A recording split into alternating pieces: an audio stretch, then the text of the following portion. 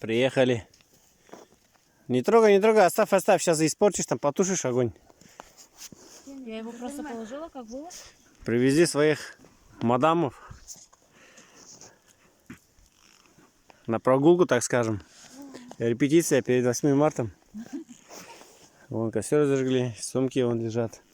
Вон пацаны уже разбежались, уже ловят, ложат под лед.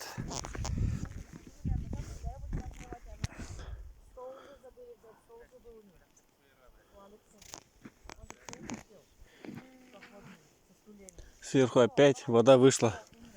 Льдина опять потолще стала. Бурить будет тяжело. Но мы справимся. Сейчас будем стол накрывать.